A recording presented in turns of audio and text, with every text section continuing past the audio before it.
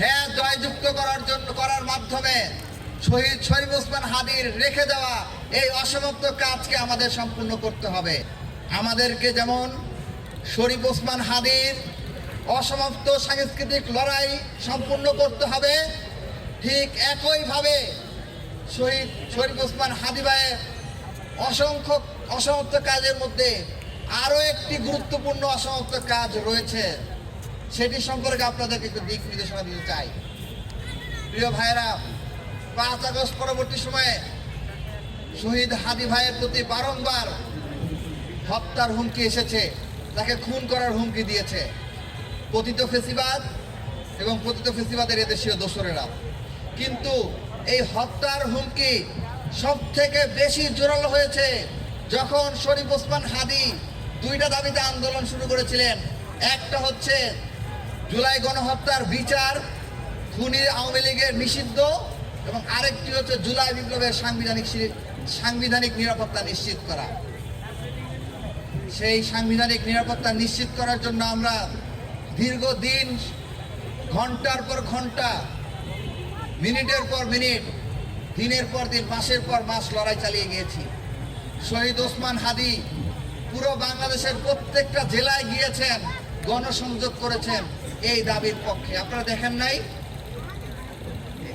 আওয়ামী লীগ নিষিদ্ধ এবং জুলাই বিপ্লবের সাংবিধানিক স্বীকৃতি নিশ্চিত করার লক্ষ্যে তিনি পুরো বাংলাদেশে মার্চ করেছেন এবং প্রত্যেকটা অলিতে গলিতে পৌঁছানোর চেষ্টা করেছেন এই বার্তা নিয়ে।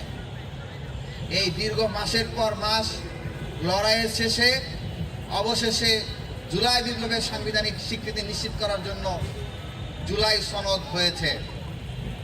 এখন সামনের গণভোটে এই জুলাই সনদকে সাংবিধানিকভাবে স্বীকৃতি দেওয়ার জন্য গণভোটে হ্যাঁ জয়যুক্ত করার মাধ্যমে শহীদ শরীফ ওসমান হাদির রেখে দেওয়া এই অসমাপ্ত কাজকে আমাদের সম্পূর্ণ করতে হবে। এর জন্য আপনারা প্রস্তুত আছেন কি? এর জন্য আপনারা প্রস্তুতি নেবেন কি? আমরা ইতিমধ্যেই দেখতে পাচ্ছি গ্রামে গঞ্জে অনেক ব্যক্তিবর্গই গণভোটে নায়ের পক্ষে ক্যাম্পেইন শুরু করেছেন।